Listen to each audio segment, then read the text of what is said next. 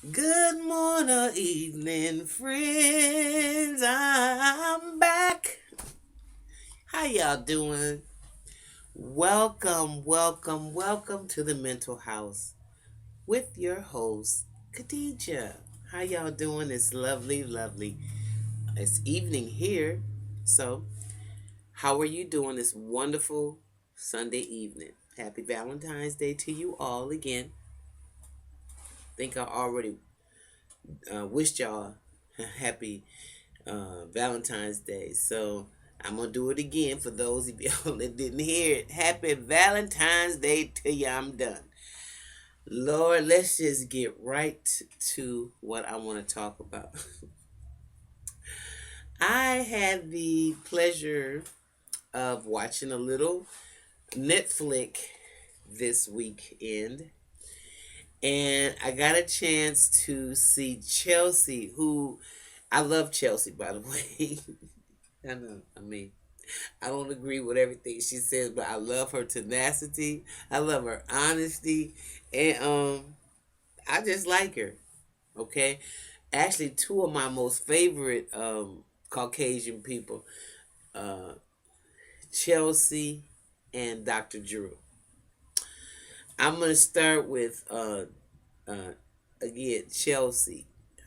She's got a series that is going to come that is on Netflix right now. It's Chelsea Does. Okay, and actually it's a four-part. One of them is Chelsea does drugs, and she does relationships, she does racism, and she does one more thing. I think um, I can't remember. Whatever it is, it's a real hot series that you should see it.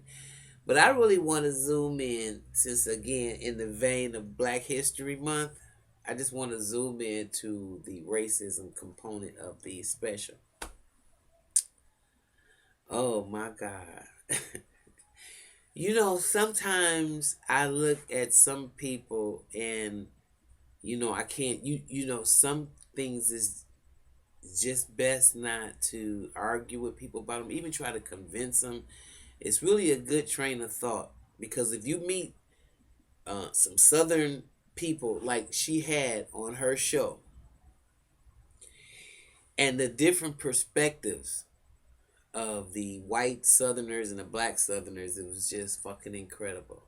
And what it allowed me to really come to grips with, it's like two people can be looking at the exact fucking same thing and see it so damn differently.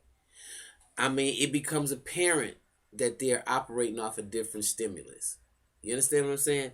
So if there's an elephant here, and I'm standing in front of the elephant, and all I'm doing is throwing them little marshmallows. Here you go, honey. Here's a peanut. Here's a peanut. Ha ha ha. And he's eating them, and he's eating the marshmallows. Well, I'm going to have a very, very good viewpoint. And I always use this analogy. But if you stand behind the elephant and don't see nothing but shit coming down his ass, there is no way in hell, and you can't never move to the front. Your perspective of the elephant is not as beautiful as the one sitting in the front. And I'm sure y'all will all agree with me on that. And if you don't, fuck it, because I know it's the truth. It's just like, how can people be looking at the same thing, see it so different? It becomes clear and apparent you operating off a different stimulus. So what we got to do is try to move some of them goddamn people in the front to the back, and some of the back people to the front. And in this particular segment, Chelsea does, it was the most insane. Uh, First of all, I'm not, without giving too much away, I'm just going to tell you this. One of the craziest things that disturbed me, what I thought was so fucking, just so white supremacist, such insanity, was there was a plantation scene. This plantation was beautiful. As plantations go. So if you've never really seen a plantation, it's like Django. It's huge. I think it was in South Carolina or Alabama or something. And this place was huge. It had slave quarters. It had you know, just everything well kept from slavery, except I think they had added a pool and some little fence and some chairs and shit around it for the people that come there and want to get married, as if this is some fucking kind of resort. Okay, when you go into each one of the huts, they had a wood maker in there, a barrel maker, I should say, and they were really trying to minimize and reenact slavery with these white folks sitting inside, like the maybe the the barrel making shop. And so Chelsea was asking them specific questions, and the owner guy, he was a little pissed because he was just trying to minimize slavery. And oh yeah, our niggers, they love this. And we got one black that's here. And Chelsea said, well, does he work in the barrel? Oh, no. Is he in the kitchen? No. He didn't even know what the black guy did. That was insane. Secondly, it was crazy because they had these Africans in there who were making these, as required by the taxes of that time, was making 3 of these barrels a fucking day, when the average person can only make 1 barrel every 12 hours. So that go to show you how they was just working them slaves. And then they had them in. Then they showed the quarters where they were spewing the yarn. I mean, one looked like some setup from Rumpelstiltskin or something. But the point I'm trying to make is the owner, he totally minimized slavery, and he said he didn't have anything to do with it because it's in his mind, he don't see that how he don't give a fuck because they know, they know that they benefited from free labor. See, and that's why they don't want to deal with the ramifications behind slavery, because who can deal with how much money, first of all, or what a monetary value would be that you owe people? Because if they working from sun up to sundown for not just 10 years but 100 years, and we know it was longer than that, for free. Oh my God, the way he minimized slavery.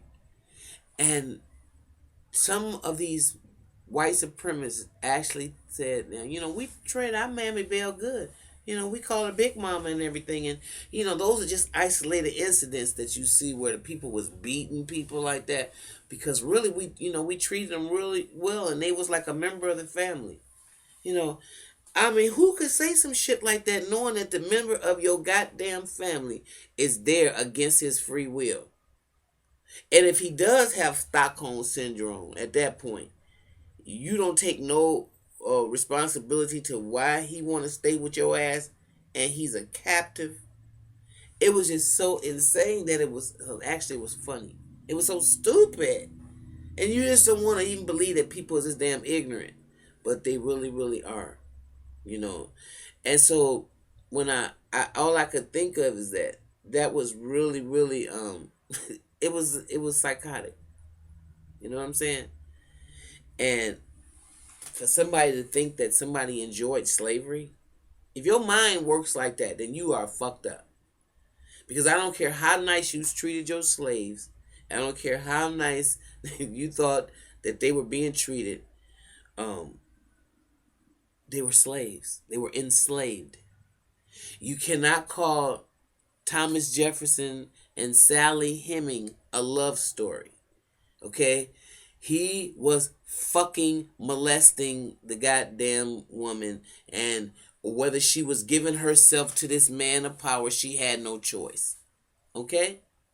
And I realized that there was a lot of black women at that time that slept with the master because they was hoping that they could have a white baby so it wouldn't be treated as bad as the little black kid. And I'm totally aware of our history, but there is no fucking way on God's green earth when y'all see this, will you not just look at these people and go, you fucking lost. You're fucking lost. They need to be in the mental house, the real mental house.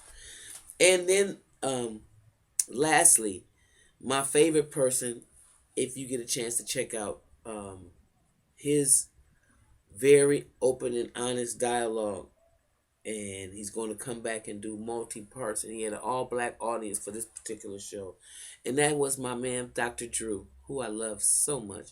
Dr. Drew, he got to the heart of the matter. You know, black people got a pain body.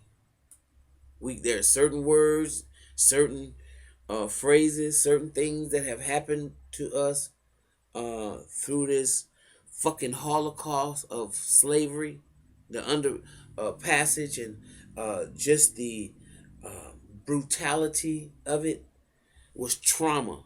There is trauma that is passing through our DNA because of white supremacy and because the damage that was done to us by uh, chattel slavery. And until we find people that want to deal with that, the trauma of that, they really don't have, as far as I'm concerned, anything legitimate that I want to listen to. Because words carry weight, they carry pain, they carry energy. And if you can't even acknowledge the fact that the Holocaust that was suffered by the hands of, at the hands of Caucasian people and Jewish people, um, the trauma of slavery itself.